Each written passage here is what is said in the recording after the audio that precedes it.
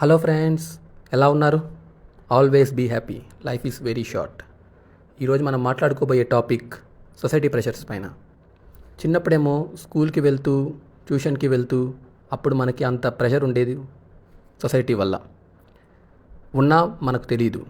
కానీ ఏజ్ పెరిగే కొద్దీ ఈ సొసైటీ ప్రెషర్స్, మన పేరెంట్స్ ఎక్స్పెక్టేషన్స్ మనల్ని ఒక సర్కిల్లో ఉండిపోతాం. ఆ సర్కిల్ నుండి బయటకి రాలేం. కాదో కూడదని బయటికి రావాలని కొత్తగా ట్రై చేస్తే అటు పేరెంట్స్, ఇటు బంధువులు బంధువుల్లాగా మన మీద పడతారు.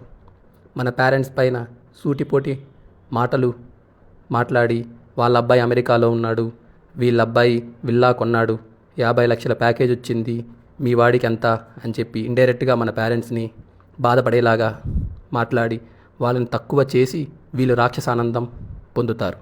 అదేమి సైకోయిజమో.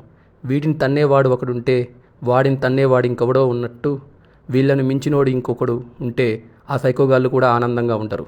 వాళ్ళు ఆనందంగా ఉండరు, మనల్ని ఉంచరు.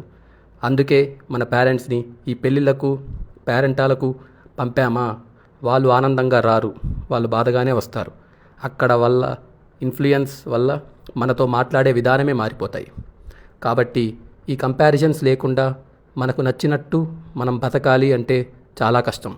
ప్రస్తుతం ఉన్న సొసైటీలో ఇంకా కష్టం.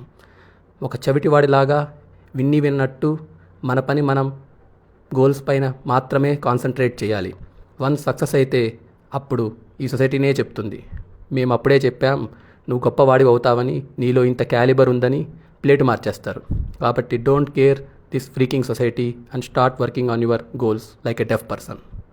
Thanks for watching and please subscribe.